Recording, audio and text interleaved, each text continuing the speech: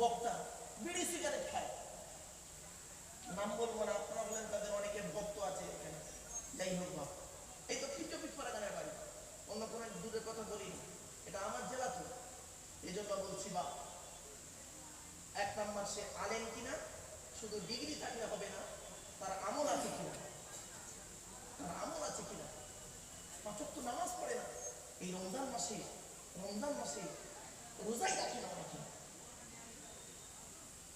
বাস্তব কথা বলছি বাপ, একটু খবর নেবেন। এক নাম্বার। দু নাম্বার হলো কি বলেছি, কমিটি, তাই তো নাকি? জলসা কমিটি কে হবে? জলসা কমিটি হতে গেলে কমসে কম 3টে গুণ থাকতে হবে। বাবা জলসা কমিটি আমার উপরে রেগে যাবো না বাবা, আমি বাস্তব কথাটাই বলছি, কমসে কম 3টে গুণ তার থাকতে হবে জলসা কমিটি হতে গেলে। এক নাম্বার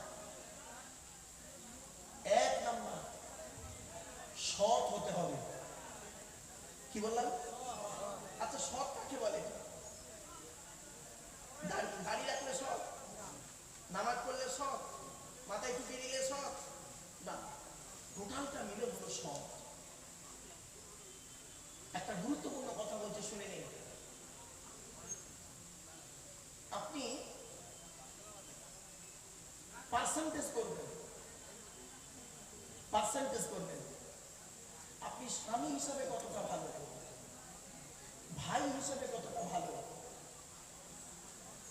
বোনাই হিসাবে কতটা ভালো, শালা হিসাবে কতটা ভালো, মামা হিসাবে কতটা ভালো, বাপ হিসাবে কতটা ভালো, ছেলে হিসাবে কতটা ভালো, টোটালটা যে সব 100% থাকে, সেইগুলো একজন জান্নাতি পুরুষ সৎ ব্যক্তি জুড়ে বলুন সুবহানাল্লাহ। আস্তে আস্তে আস্তে বাবা, আস্তে করো, একদম আস্তে। এই ক্যানিং এলাকার দিকে এরা আমার খুব টেনশন হয়, অন্য কোনো টেনশন নেই, এরা মাইকলা খালি বোঝা মারে, এরা আওয়াজ শোনে বেশি, ওয়াজটা কম শোনে বেশি, আমি দেখেছি, লক্ষ্য করেছি অনেক জায়গায়, তো এই জন্য আমি খুব কষ্ট পাই। আল্লাহ এদের কবে সঠিক কথাটা মাথায় ঢোকাবে, ভালো করে শুনে নিন।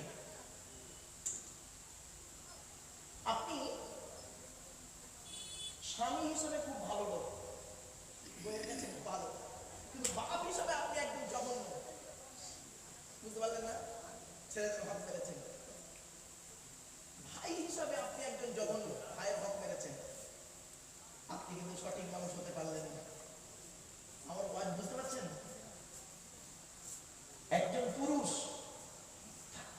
একজন পুরুষ তাকে টোটালটা সব দিকে কিন্তু 100% হতে হবে। আপনি স্বামী হিসেবে খুব ভালো, বইয়ের ঈদের সময় জামা কাপড় কিনে দিয়েছেন অনেক কিছু, কিন্তু বোনকে একটু দেখেননি, পিতৃকুল মাতৃকুলকে দেখেননি, আপনি জানান না দিল। শুনে নিন, কিয়ামতের মাঠে দুটো প্রশ্ন করা হবে। একটা প্রশ্ন হবে আল্লাহর তরফ থেকে, আর একটা প্রশ্ন হবে বান্দার তরফ থেকে।